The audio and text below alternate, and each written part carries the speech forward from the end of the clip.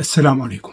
هل أنت رامي عبد الرحمن أم أسامة سليمان؟ أهلا بكم. أولا أنا رامي عبد الرحمن كاسم حركي كتاريخ نضالي. أنا في الهوية السورية أسامة سليمان من مواليد بانياس 1971 24/7/1971.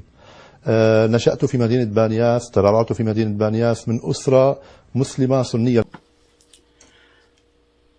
حديثنا اليوم عن المرصد السوري لحقوق الإنسان لمؤسسه رامي عبد الرحمن،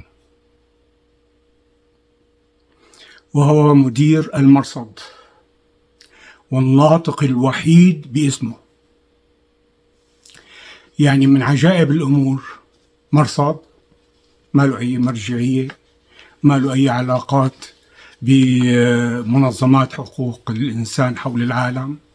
إنسان طلع لحاله قال والله أنه عنده مندوبين بسوريا، طبعا ما بيقدر يدلي بأسمائهم لأنه ممكن يكونوا ملاحقين.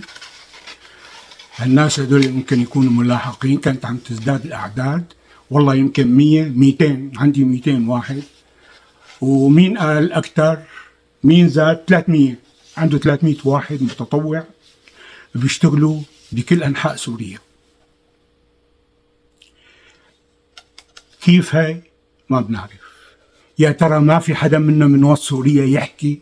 ما في، هو الناطق الوحيد، وعم يتنقل من شاشة لشاشة، من شاشة لشاشة، من البي بي سي للفرنسية للأمريكية، لكم محطة مثلا بمصر، ما بعرف محطة إلكترونية المشهد كتير بيطلع فيها للمشهد.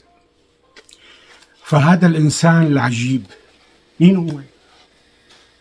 كيف صار عنده هالطلعات البهية على هالمحطات هي كلها؟ مين هو؟ يعني هذا إذا رشح، إذا مرض اتعطل المرصد، ماتت حقوق الإنسان بسوريا، مين بده يتولاها غيره؟ رامي عبد الرحمن إنه كانت انطلاقته البهية مع بداية الثورة السورية، وهو طبعا انعاد، هو على أساس أنه انحاز للثورة السورية ضد النظام، لذلك فهو رامي عبد الرحمن وليس أسامة علي سليمان. وبعدين اعترف أنه هو على محطة المحور، هذا الكلام من 2 سنين، أنه هو اسمه رامي عبد الرحمن، عفوا رامي عبد الرحمن اسمه الحركي، واسمه الحقيقي أسامة علي سليمان. طب لشو أنت حقوق إنسان؟ لشو الاسم الحركي؟ لشو؟ لتكون أبو محمد الجولاني كمان أنت؟ يعني لشو الأسماء الحركية؟ ما بعرف، من شان ما يتلاحقوا أهله. طيب من شان ما تتلاحق أهلك، مو صعب أنت شخصية وعم تقول في لك مكتب بإنجلترا وأنت تحمل الجنسية البريطانية، مو سهل على المخابرات تعرف مين أنت، المخابرات السورية، وحتى تغتالك مثل بزمان اغتالوا ناس كتير بأوروبا. فالشغلة مو مستعصية على النظام، بيعرفوك، إذا ما طالوك بيطالوا أهلك.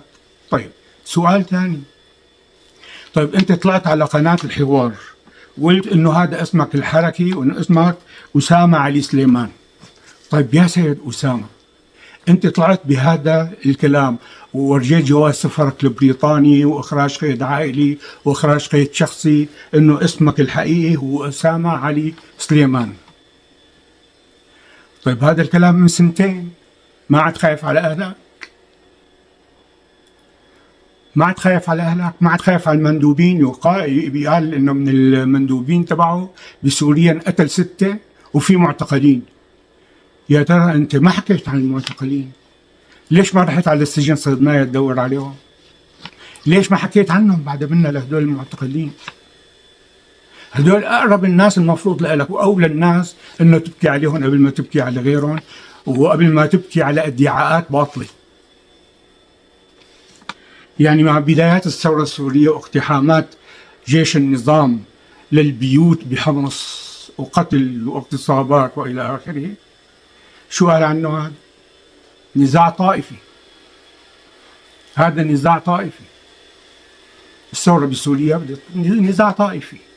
هلا هو نفسه انه كان معه ناس ثانيين، بعدين هو الموقع تبعه اسمه سوريا اتش ار هيومن رايتس،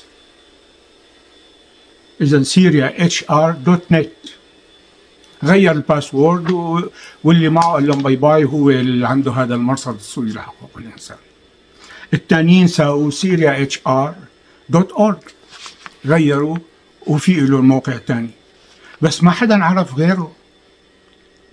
يعني انتم بتشعروا انه هذا انسان موظف من النظام، موظف من ايران، كل توجهاته عكس مسار الثورة السورية اللي ادعى هو مساندتها. مجزرة الكيمياوي اللي صارت قال قديش العدد؟ 183 اللي انقتلوا بينهم مسلحين، وعدد اللي الشهداء تبع مجزرة الكيمياوي كانت 1500 شهيد، هو قال 183.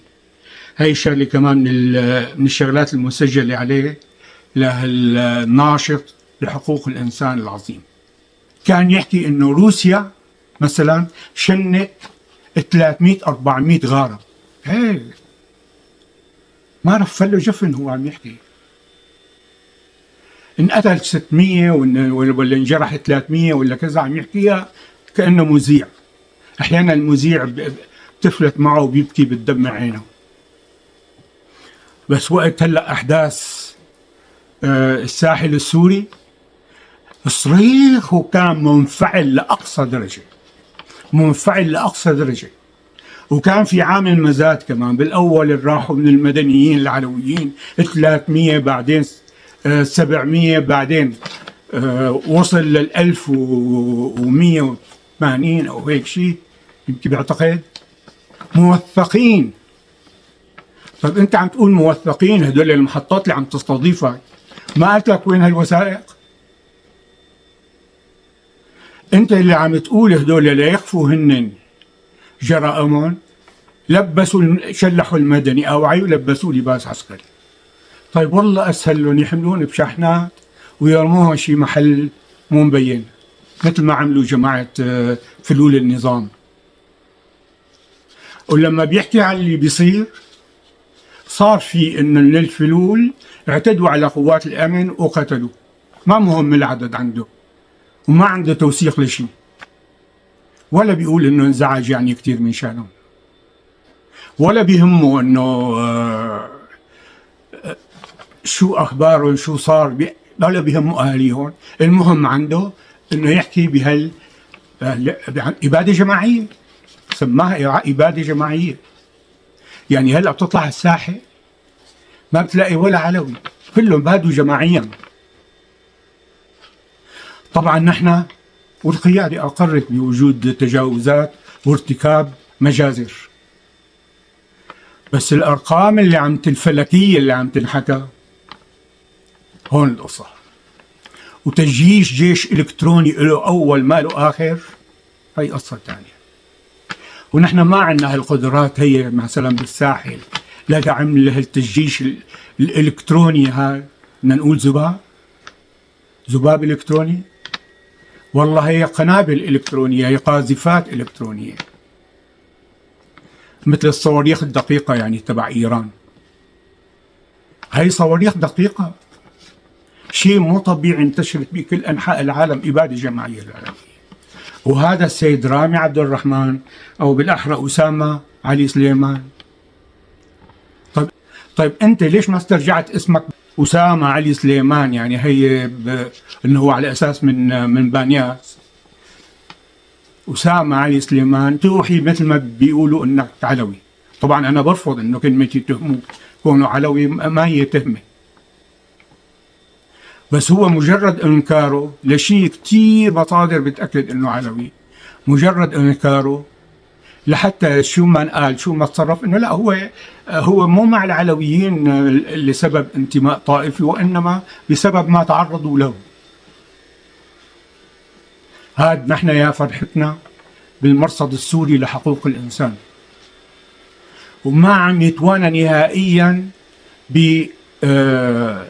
بمهاجمة الإدارة الانتقالية بسوريا، ما عم يتوانى. وأنا هون بحب هون أذكر إنه لو كان عندها الإدارة هي نية بالإبادة الجماعية ما مضى 3 أشهر كانوا هن عم يجتاحوا إلى المدن السورية ويحرروها، ارتكبوا مجازر بالساحل على أساس إنه النظام عم يقاومهم، وصارت مجازر كبيرة وبتنضى. ما ارتكبوا مجازر، طلبوا من الناس إنه يسلموا أسلحتهم وبياخذوا وثيقة إنه هن يعني شافوا الأمن وبيقدروا بيتحركوا. وللأسف كتير منهم هدول اللي غدروا واللي قتلوا قوات الأمن وعملوا كمائن لقوات وزارة الدفاع. كمان هدول إلهم أهل، هدول إلهم الأهل وإلهم ناس، وفي ناس من أهاليهم من شدة الغضب طلعوا على الساحل، وكانوا حتى بده يهاجموا أحياء علوية بحمص، وقوات وزارة الدفاع كانت عم تطوق المنطقة كلها لحتى ما يتعرض أي علوي لخمش.